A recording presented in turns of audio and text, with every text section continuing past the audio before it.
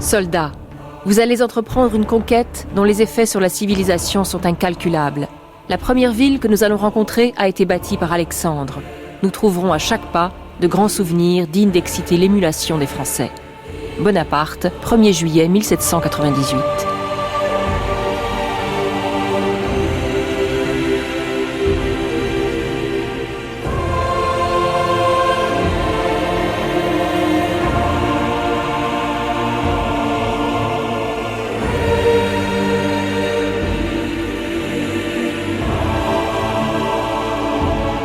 « 2000 ans d'histoire.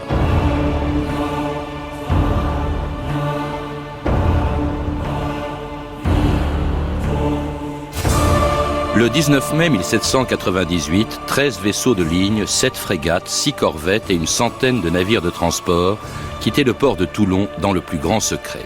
Les 35 000 soldats et la centaine de savants qui étaient à bord ignoraient presque tous leur destination. Seuls les généraux Caffarelli et Berthier et le mathématicien Gaspard Monge étaient au courant des projets de Bonaparte.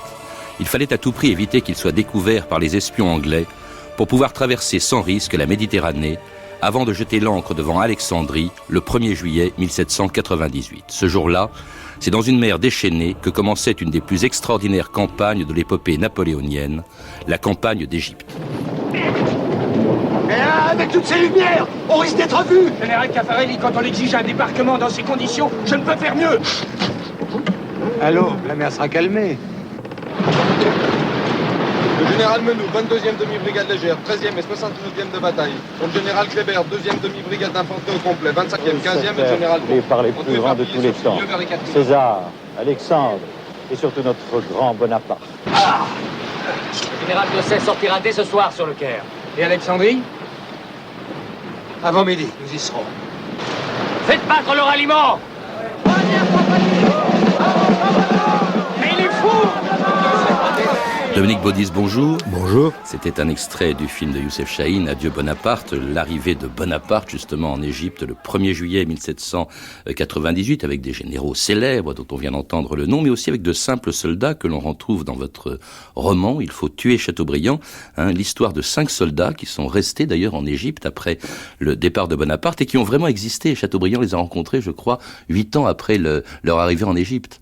Oui, quand Chateaubriand fait son voyage en Orient, qui donnera ensuite l'itinéraire de Paris à Jérusalem, au Caire, il tombe sur ces Français, vêtus à l'oriental, habitant un palais, avec un harem, portant des prénoms musulmans. Ah oui, c'est extraordinaire. Moi, je les cite dans votre livre. Abdallah de Toulouse, Sélim d'Avignon, Anouar de Carcassonne, Gamal de Rodez, Youssouf de Picardie. C'est extraordinaire. Voilà, ils ont pris des prénoms musulmans et ils ont pris comme patronyme le nom de leur ville natale. C'est-à-dire qu'ils sont passés en quelque sorte de l'autre côté du miroir. Ils ont perdu leur identité initiale. Et ce sont des hommes qui appartiennent au pacha d'Égypte, Mehemet Ali, l'homme qui monte sur le trône après la défaite, la capitulation et le départ des Français. Alors dans votre livre, ils se souviennent évidemment de leur débarquement, des grands moments de la campagne de Bonaparte en Égypte. Pourquoi est-ce que Bonaparte est parti en Égypte? Est-ce que c'était pour la gloire? Écoutez, les raisons ne sont franchement pas évidentes. Alors on peut les énumérer rapidement. Première raison, la raison officielle, je dirais. La France devait combattre l'Angleterre. Un débarquement sur les côtes anglaises n'était pas possible. D'ailleurs, Bonaparte était allé lui-même dans le Pas-de-Calais pour constater que c'était trop périlleux. Et donc, on veut attaquer les Anglais indirectement en leur coupant la route des Indes. Voilà la raison officielle de la campagne d'Égypte. Couper la route des Indes, empêcher les Anglais de faire transiter les marchandises par l'isthme de Suez. C'est la raison officielle. Elle n'était pas convaincante pour les militaires quand ils apprendront le but de l'expédition. Deuxième raison, chasser les Mamelouks, une sorte de féodalité orientale qui opprime le peuple égyptien. Là, on est dans la dialectique révolutionnaire. Troisième raison, protéger les commerçants français d'Alexandrie, que les Mamelouks taxent et qui font parfois l'objet de vexations. Et puis enfin une raison non dite, qui est peut-être la véritable raison, le Directoire est soucieux de voir désœuvrer ce général Bonaparte, qui vient de rentrer victorieux de la campagne d'Italie. On l'a nommé à l'Institut où il déploie ses connaissances en mathématiques, mais on n'est pas sûr que ça sera suffisant pour l'occuper. Et il y a une phrase de Barras qui dit « éloignant le sabre ». Et donc voilà, on assigne cette expédition à Bonaparte et elle enflamme l'esprit de Bonaparte. Oui, parce qu'il se voit sur les traces d'Alexandre, de voilà. Jules César. Alexandrie, c'était la grande ville où se retrouvaient d'illustres prédécesseurs. Ça aussi, ça a dû le faire rêver. Alors, il arrive, vous le rappelez, aussi... C'est la conjugaison d'une fascination fascination pour l'Orient et d'une fascination pour l'Antiquité, oui, qui est propre aux hommes de cette génération. Alors, la gloire, les intérêts purement stratégiques, bon, on les met pas en avant quand on arrive. Ce que fait Bonaparte, il arrive en disant, un petit peu, ça fait penser un peu aujourd'hui aux Américains arrivant en Irak, je viens pour vous libérer des Mamelouks. Ils étaient là depuis très longtemps, vous les avez cités, cette espèce de féodalité militaire qui gouvernait l'Égypte depuis des siècles et qui était étrangère à l'Égypte. Tout à fait. Alors les Mamelouks ont régné pendant des siècles sur l'Égypte, c'est Saladin. Et la dynastie des Ayyoubides, les descendants de Saladin, qui ont créé ces Mamelouks, qui sont allés acheter des esclaves dans la région où on vendait les meilleurs esclaves, qui était la région du Caucase, ce qui est aujourd'hui la Tchétchénie, l'Ingouchie, enfin tous ces territoires dont on entend souvent le nom aujourd'hui dans l'actualité. Ils achetaient les esclaves là-bas, ils les amenaient en Égypte, et ces esclaves formaient l'armature du système de défense égyptien pour se battre contre les croisés, contre les Mongols. Et puis naturellement, les Mamelouks ont fini par prendre le pouvoir. Ensuite, au moment de l'époque ottomane, les Mamelouks ne sont plus à la tête de l'Égypte de façon formelle, mais en réalité, ils forment la féodalité qui encadre militairement et administrativement le pays, qui dépend de l'Empire ottoman, mais qui en fait est sous la coupe des Mamelouks. Et puis ils ont une cavalerie extraordinaire contre laquelle Bonaparte remporte une de ses victoires les plus célèbres, la bataille des Pyramides contre 6000 Mamelouks. C'était le 21 juillet 1798. Tous avec moi, l'Égypte est gardée. Tout sera repoussé. L'Égypte est gardée. Tout sera repoussé.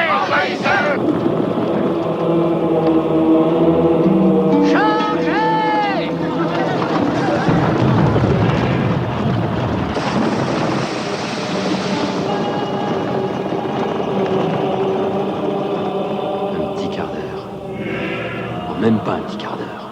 Un vrai massacre. Les meilleurs cavaliers du monde, les Français les ont sabrés comme des pastèques. Il incendiera le Caire comme il a tout incendié sur sa route. C'est un grand moment. Oui, comment non?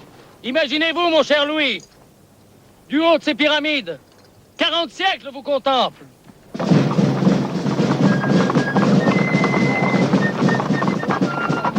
Cette formule d'Amic Baudis, le jour de la bataille des Pyramides, je ne sais pas si elle n'est pas apocryphe, je crois qu'elle a été écrite après. En fait, oui, il y a eu beaucoup de discussions sur le sujet, donc je ne mentionne même pas la phrase dans le roman, puisqu'au fond je raconte l'histoire d'un simple soldat. Évidemment, les simples soldats n'ont pas entendu la phrase, qu'elle ait été prononcée ou non.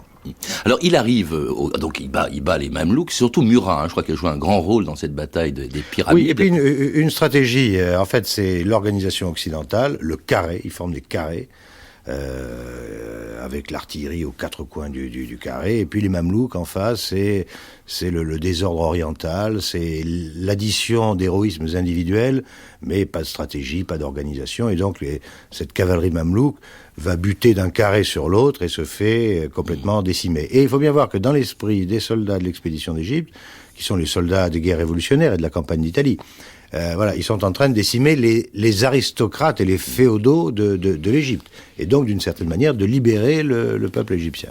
Alors justement, c'est comme ça qu'ils arrivent en libérateurs, ils les libèrent des Mamelouks.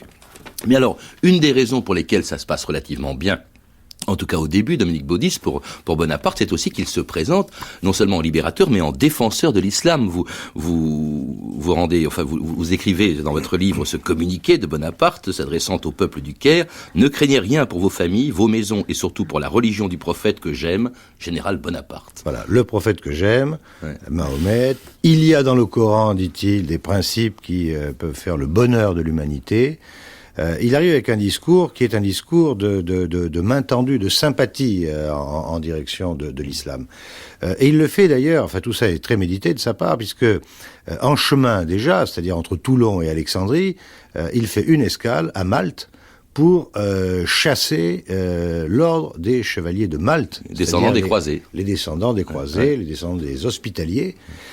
Et évidemment, il y a un message le message en direction du monde musulman, c'est « Nous ne sommes pas les descendants des croisés, ce n'est pas une nouvelle croisade, nous sommes les fils de la Révolution. Et nous venons vous libérer.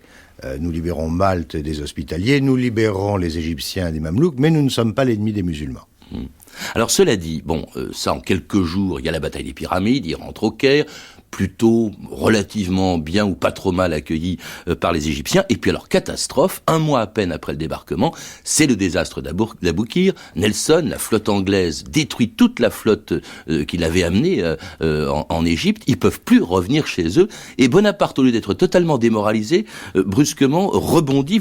Vous dites même, il transforme le cauchemar en rêve de gloire. Alors, c'est là où on voit l'extraordinaire pragmatisme de Bonaparte. Je suis pas un admirateur inconditionnel du personnage, mais franchement, il faut d'abord un moral d'acier et une capacité de reconfigurer ses plans, comme on dit aujourd'hui, extraordinaire, parce que ils apprennent un mois après leur arrivée qu'il n'y a plus de bateaux.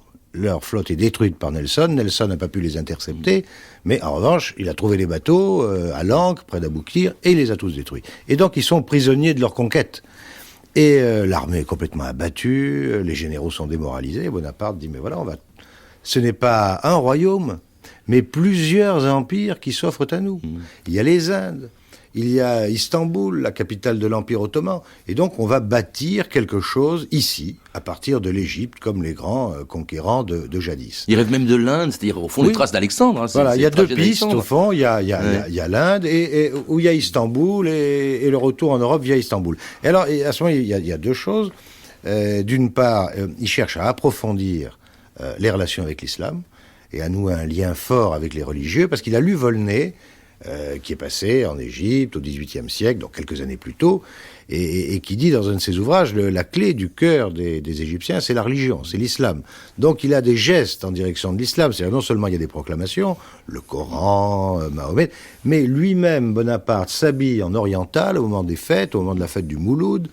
Le clergé ne voulait pas célébrer la fête parce qu'on disait il y a des infidèles sur le territoire, on va pas faire la fête cette année.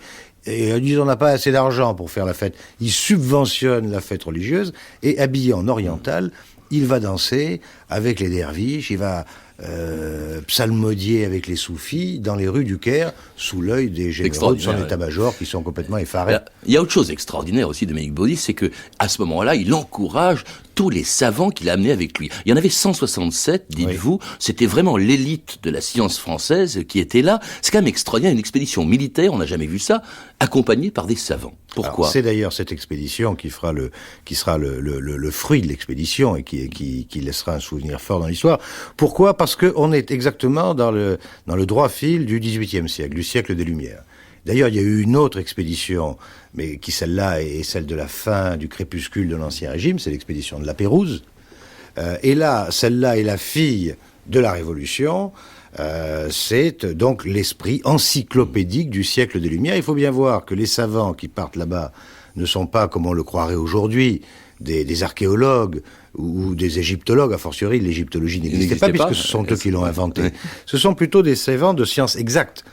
Les jeunes sont de jeunes qui sortent de l'école polytechnique, et les aînés sont des physiciens, des chimistes, comme Monge, comme Berthollet, comme Comté, et ils arrivent avec un regard de scientifique, et ils découvrent l'Égypte, et ils la décrivent avec un regard de scientifique. Alors, le passé, d'une part, et ça sera la naissance de l'égyptologie, et puis le futur également, c'est-à-dire qu'ils réfléchissent sur l'aménagement de l'Égypte, comment aménager le territoire égyptien. Et Comté, que vous avez cité, Dominique Baudis, l'inventeur du crayon à mine, et qui en décembre 1798 fait voler une montgolfière devant Bonaparte et les Égyptiens du Caire. Messieurs, j'ai demandé au président de notre institut, notre savant collègue M. Monge, que notre réunion se tienne exceptionnellement ici, pour admirer comment, grâce au génie français, un rêve se transforme en réalité, qui elle-même, à son tour, métamorphosera le monde entier. Monsieur Comté, à vous toute notre attention et notre inconditionnelle admiration.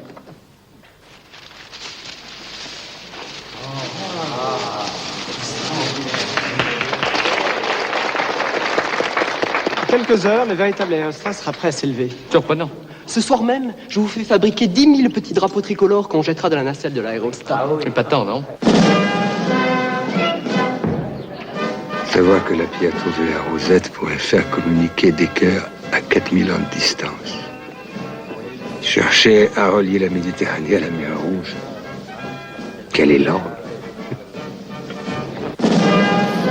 Si le bilan militaire de l'expédition de Dominique Baudis n'a pas été forcément très brillant, nous le verrons par la suite, celui des savants était très important.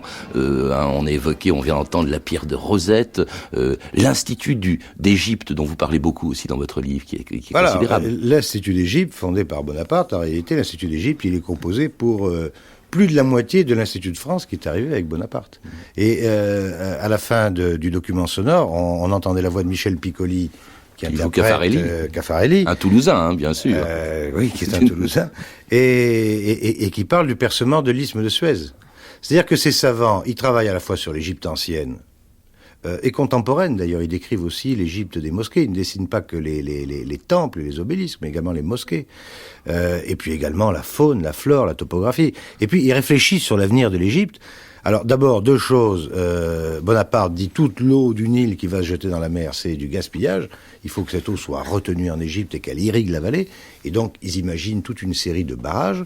Et puis, évidemment, la traversée de l'isthme de Suez par un canal qui permettrait de faire communiquer la mer Rouge et la Méditerranée. Qui verra le jour 60 ans plus tard. Voilà, exactement, 60 ans plus tard. Et les barrages sur le Nil vont également s'édifier jusqu'au grand barrage d'Assois. Donc on peut dire que pendant un siècle, l'Égypte va mettre en œuvre, jusqu'à la période de Nasser, des travaux d'aménagement qui avaient été conçus en l'espace de 3 ans à peine par les savants de l'expédition. Et en même temps, ils vont évidemment recenser, répertorier, dessiner tout ce qu'ils découvrent de vestiges. Et ils vont publier 5 ans après leur retour un ouvrage extraordinaire, incomparable, qui est la description de l'Égypte, 10 volumes. Il faut une véritable bibliothèque, un meuble spécial pour contenir cet ouvrage, qui est le socle de l'égyptologie. Et puis il découvre la pierre de Rosette qui servira donc à Champollion. La pierre de Rosette, sans savoir évidemment quelle sera la clé du déchiffrement. Alors une œuvre considérable, mais qui n'impressionne pas beaucoup les Égyptiens, Dominique Baudis, puisqu'il se soulève, il se révolte contre les Français le 21 octobre 1798.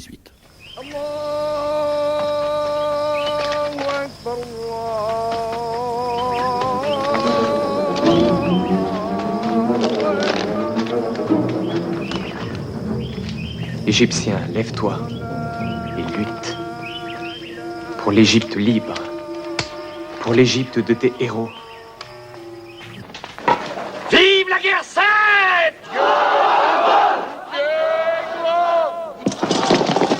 Bonjour!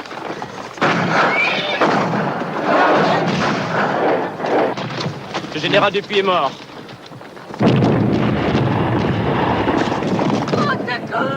Ils bombardent la Dar! Cheikh Hassouna, ils bombardent la Dar! Ils disent respecter l'islam, et ils le frappent en plein cœur.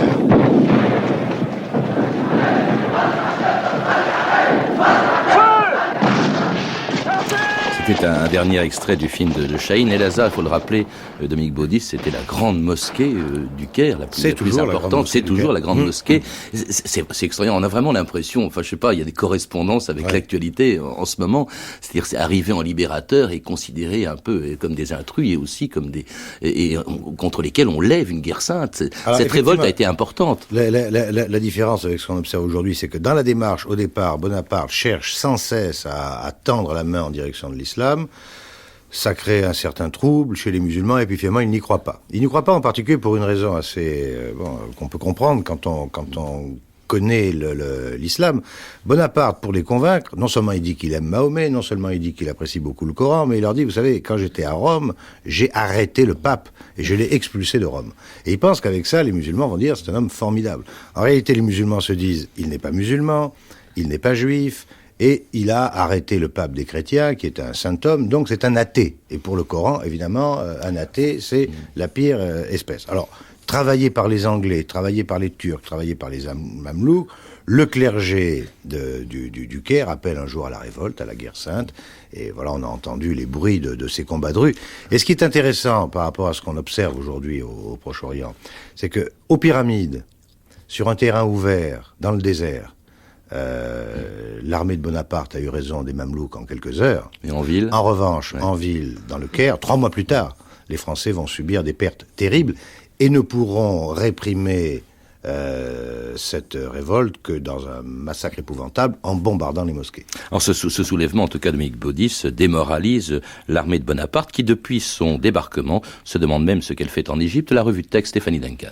Oui, les Français doivent affronter une forte résistance malgré une pacification, comme on dit pudiquement, souvent brutale. Par exemple, lorsque Bonaparte arrive au Caire, il déclare froidement « Tous les jours, je fais couper 5 ou 6 têtes dans les rues du Caire. Jusqu'à présent, nous avons dû les ménager. Aujourd'hui, au contraire, affirme Bonaparte, il faut prendre le ton qui convient pour que les peuples obéissent. Et obéir, pour eux, c'est craindre. » Une violence qui écœure rapidement un des botanistes de l'expédition. Nous débarquons, dit-il, dans un pays qui ne pensait pas à nous. Nous pillons les villages, ruinons les habitants et violons les femmes. En d'autre part, les Égyptiens sont choqués par les mœurs des Français, surtout à l'égard des femmes, justement. Le général Menou s'était pourtant voulu vigilant. La religion et les usages des habitants doivent être spécialement protégés, avait-il dit. Il faut réprimer les désordres auxquels se livrent les soldats français. Le chroniqueur égyptien de l'époque, Al-Jabarti, raconte qu'on vit alors des femmes de bas étage et sans retenue se mêler aux Français à cause de leur générosité et de leur complaisance pour le beau sexe. Alors, la présence française en Égypte a eu un effet inattendu, une certaine émancipation des femmes. On vit des femmes musulmanes habillées à la manière des Françaises, rapporte Al-Jabarti. La femme allait toute seule dans les rues, on la voyait prendre des décisions, commandant et interdisant. Un autre témoin le constate, le séjour des Français était insupportable aux Égyptiens, surtout lorsqu'ils voyaient leurs femmes et leurs filles circuler dans les rues à visage découvert. Rassurez-vous, cette émancipation ne durera pas.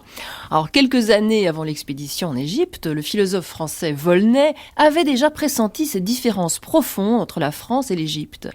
Le caractère des deux nations, avait-il dit, ce caractère opposé en tout deviendra antipathique. Nos soldats scandaliseront par leur insolence envers les femmes. Cet article seul aura les suites les plus graves. Nos officiers même porteront avec eux ce ton léger, exclusif, méprisant, qui nous rend insupportables aux étrangers et ils aliéneront tous les cœurs. Alors les soldats français aliènent tous les cœurs et eux-mêmes en plus ne se sentent pas très bien. Ils vont subir la chaleur, les fièvres, les batailles et même la peste, sans parler du mal du pays, notamment lors de la traversée du désert en plein été.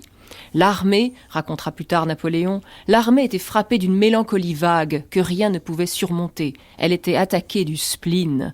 Plusieurs soldats se jetèrent dans le Nil pour y trouver une mort rapide. À l'évidence, presque dès le départ, Dominique Baudis, les soldats de Bonaparte ne partagent pas ses rêves de gloire, on le voit bien. Et d'ailleurs, ça va continuer. Là, on est en 1799. En 99, Bonaparte se rend avec eux en Syrie pour essayer d'empêcher le retour des Mamelouks. Et là, il va subir sa première défaite à Saint-Jean-d'Acre. Il y a la peste aussi à Jaffa. Oui, d'un bout à l'autre, les militaires n'ont jamais compris ce qu'ils venaient faire en Égypte et ils ne se plaisaient pas du tout dans ce pays. Ils supportaient pas la chaleur. Ils avaient l'impression qu'ils allaient rester là. Ils savaient pas combien de temps puisqu'il n'y avait plus de flotte. Pour rentrer en France. Ensuite, Bonaparte les emmène vers Istanbul. Ils vivent tout ça très mal. La révolte du Caire, la peste à Jaffa. Et la peste, elle n'est pas simplement à Jaffa. En fait, la peste, elle a toujours rôdé autour du corps expéditionnaire et elle l'atteignait à l'état endémique. Donc, ils sont très très mal. Ils pensent que tout ça, c'est une combine du Directoire pour se débarrasser de Bonaparte. Bonaparte, sur le bateau, en leur annonçant qu'ils allaient en Égypte, leur avait promis quelques arpents de terre égyptienne, ça les fait rire, parce qu'ils trouvent que c'est un pays insupportable à vivre, donc ils n'ont qu'une seule idée, c'est rentrer. Malheureusement pour eux, lui, il va rentrer le premier, en les laissant tous là-bas. Il les laisse en plan, complètement. Oui, un an après son arrivée, voilà, il les laisse tout seul, avec Kléber qui les commande, qui sera d'ailleurs tué en Égypte. Voilà, il rentre au bout d'un an et demi, il part à la sauvette, personne n'en est informé. Kléber apprend le départ de Bonaparte, quand Bonaparte est déjà à bord du bateau. Et Bonaparte lui dit, ben voilà, je te laisse l'armée. Et Kléber se retrouve avec 30 000 soldats. Les savants, qui eux se plaisent beaucoup en Égypte parce qu'ils voient des choses extraordinaires, ça les passionne, ils pensent à l'avenir de l'Égypte, ils découvrent des sites merveilleux. Enfin, au bout d'un an et demi, 2 ans, ils commencent à fatiguer, ils ont peur, ils vivent dans des conditions qui sont tout de même difficiles. Et voilà, ils restent tous là-bas en plan, et puis ça finira naturellement très mal. Parce que Bonaparte, rentré en France, fait le coup d'État du 18 Brumaire, se retrouve premier consul, oublie plus ou moins l'armée d'Égypte, qui reçoit ni armes, ni approvisionnement, ni argent, et évidemment tout ça va s'effilocher jusqu'à la capitulation finale. Et alors donc il rentre en 1801, les Anglais les laissent partir, sauf quelques-uns qui sont restés et qu'on retrouve dans votre livre, Dominique Baudis, dont je rappelle le titre, Il faut tuer Chateaubriand, publié chez Grasset. C'est assez terrible la tragédie de ces gens-là, on peut les retrouver justement dans ce livre. Là, le Abdallah de Toulouse, qui vous m'avez dit, est mort de la peste beaucoup plus tard, mais il était au service du sultan Mehemet Ali après, c'est ça? Voilà, ce sont des hommes, des soldats perdus de l'expédition, évidemment les grandes aventures militaires de ce genre laissent toujours des gens sur le bord du chemin. Et quand les Français sont repartis, forcément, il y avait des soldats qui sont restés. Certains étaient blessés, prisonniers, malades, réduits en esclavage, comme Abdallah de Toulouse, qui est acheté par Mehemet Ali et qui devient un esclave soldat de Mehemet Ali. Et Chateaubriand arrive au Caire, 4 ans après le départ des Français, et il tombe sur ce personnage qui est un Français, un Toulousain, mais qui vit comme un prince oriental. Donc on le retrouve, je rappelle, dans votre livre, Il faut tuer Chateaubriand, publié chez Grasset. Vous avez pu entendre un extrait du film Adieu Bonaparte de Youssef Chahine, disponible en cassette vidéo. Vous pouvez retrouver ces renseignements en contactant le service des relations avec les auditeurs au 0892 68 10 33, 34 centimes d'euros la minute, ou consulter le site de notre émission sur franceinter.com. Merci Dominique Baudis, c'était 2000 ans d'histoire. À la technique, Sandrine Laurent et Philippe Duclos, documentation Virginie Bloch-Lenné et Claire Tesser, revue de texte Stéphanie Duncan, une réalisation de Anne Kobilac. Une émission de Patrice Gélinet.